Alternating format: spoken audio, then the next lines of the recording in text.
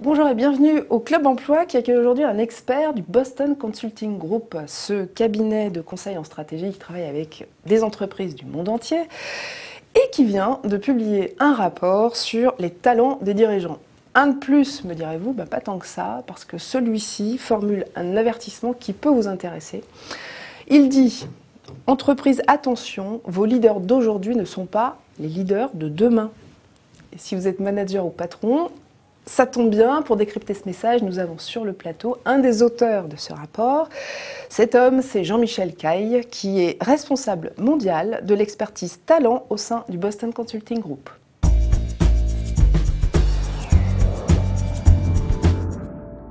Jean-Michel Caille, bonjour. Bonjour Sylvia Di Pasquale. Et merci d'avoir accepté notre invitation. Alors je le disais, ce nouveau rapport étudie l'évolution des talents des leaders. Précisons-le tout de suite, vous parlez essentiellement des leaders des très grandes entreprises, c'est bien ça? Oui, c'est bien ça. En fait, on se situe sur les leaders, les 4-5 premiers niveaux hiérarchiques dans les leaders des grandes entreprises. Ça fait quand même des milliers de personnes dans ces entreprises et surtout ces entreprises qui sont confrontées à une globalisation forte et à une transformation et une complexification croissante. Alors, on reprend votre constat. Vous dites, bon nombre d'entreprises savent aujourd'hui qu'elles ne disposent pas des leaders dont elles ont besoin pour l'avenir. Alors, qu'est-ce qui manque aux leaders d'aujourd'hui? Alors, d'abord, sachez que 50% des entreprises nous disent ne pas avoir les leaders dont elles auront besoin demain. La moitié. La moitié. Dans certains, plus l'entreprise va être, on va dire, faible d'un point de vue économique, et plus ce constat sera vrai. C'est-à-dire que dans les entreprises qui ont les moins bons résultats, on a plus de 70% qui disent « nous n'avons pas les leaders dont nous en aurons besoin demain, voire aujourd'hui ». Alors, est-ce que c'est juste un problème de recrutement, de quantité, ou est-ce que c'est plutôt de la qualité? C'est un problème de qualité et de fabrication des leaders, en fait, tout simplement. On ne peut pas recruter aujourd'hui les leaders dont on a besoin sur le marché parce que le marché a changé complètement. Et en fait, ces nouveaux leaders dont on va avoir besoin vont être caractérisés par, avant tout, beaucoup plus d'agilité et d'adaptivité. C'est-à-dire qu'en fait, dans un environnement aujourd'hui qui est d'une complexité croissante, on dit que la complexité organisationnelle, on l'a mesurée, ça a été multiplié par 35 dans les grandes entreprises dans les 20 dernières années. C'est énorme. C'est énorme.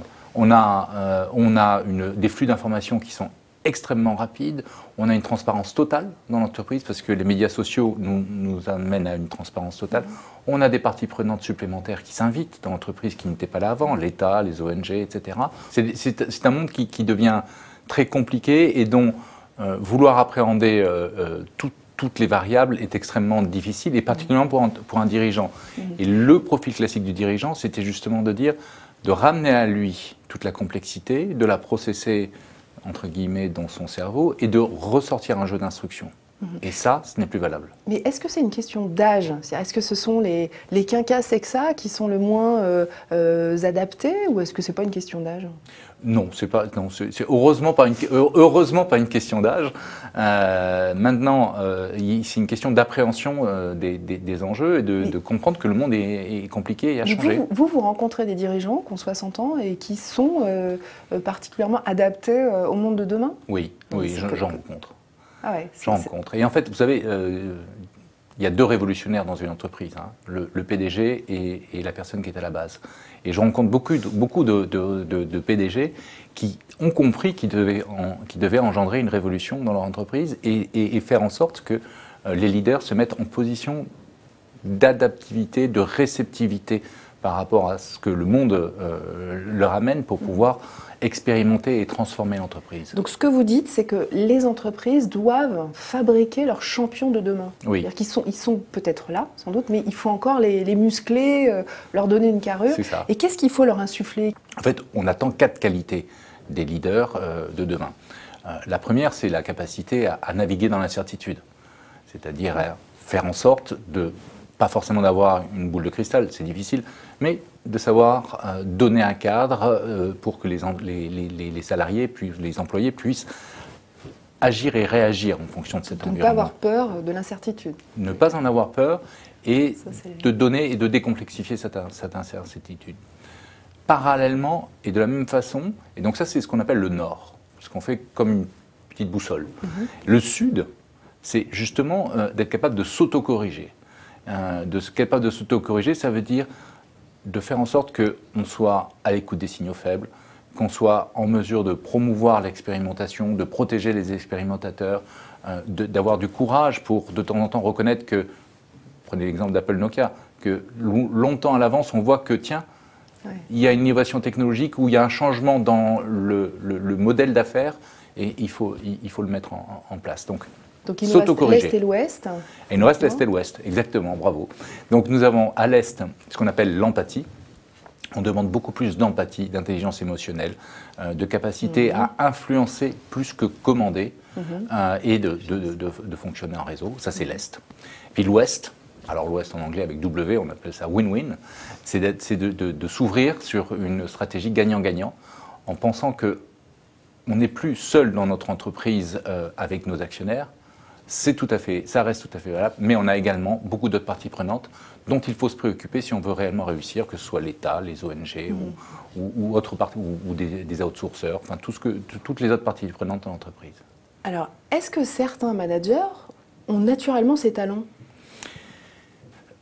Ils les cultivent plus naturellement que d'autres. Oui. Je prends par exemple... On n'est pas manager adaptatif non, comme ça, je crois pas. Je crois pas. Par contre, c'est des qualités que l'on cultive. Mais est-ce que vous voyez des profils particuliers qui ont déjà ces talents ? Allez, je vais vous faire plaisir, déjà les femmes. Ouais. Les femmes... Je m'en doutais. Vous en doutiez, très bien. Quand j'ai entendu empathie, si vous voulez. Déjà. Mais les femmes ont plus facilement ces qualités naturelles de se voir, disons, au centre d'un réseau plutôt qu'à la tête d'une pyramide, de ménager les contraires, de savoir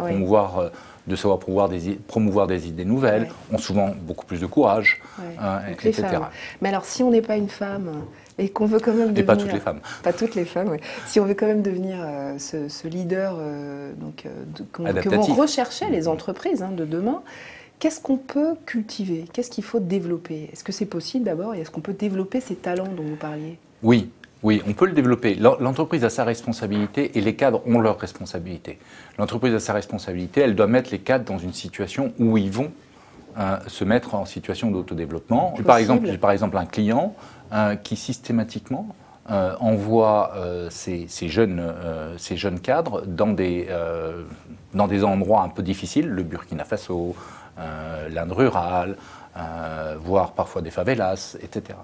Il les envoie là-dedans parce qu'il est en train de se développer dans ces marchés et il dit si vous ne comprenez pas ce marché, vous n'y arriverez jamais. Alors, c'est des situations qui ne sont pas permanentes, mais c'est une façon d'ouvrir à des choses nouvelles. Vous en conviendrez. Rendez-vous en terre inconnue pour les managers. Rendez-vous en terre inconnue. Alors, c'est une chose simple, mais l'entreprise peut aussi se mettre en situation d'avoir des jeunes cadres qu'elle fait passer d'une situation à une autre, que ce soit des projets court terme ou que ce soit des projets long terme, de façon à ce qu'ils se mettent dans des situations où ils n'ont pas forcément l'autorité, où ils doivent influencer plutôt que commander, et ils se confrontent à des situations nouvelles et se développent plus rapidement. Maintenant, si vous avez un leader, un responsable d'entreprise, qui est centré, comme beaucoup de leaders aujourd'hui, et particulièrement dans le système français, sur le contrôle et le commandement, en disant de toute façon c'est moi qui résous les problèmes, c'est moi qui donne les directions,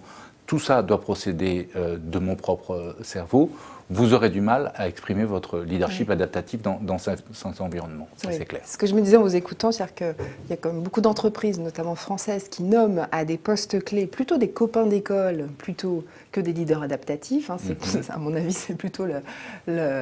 Je vous laisse la responsabilité de cette... Voilà, j'assume complètement cette responsabilité. Et c'est pas évident pour un manager français aujourd'hui de suivre ça. Donc peut-être que le conseil qu'on peut lui donner, c'est d'aller plutôt vers des entreprises très internationales, franco-françaises aussi, mais très internationales. Ça peut être, plus les entreprises sont globales, plus elles sont confrontées à ce besoin de changement rapide et elles sont confrontées à une compétition mais dont vous n'avez pas idée dès que vous sortez de la France et plus vous pourrez manifester ces qualités, c'est clair.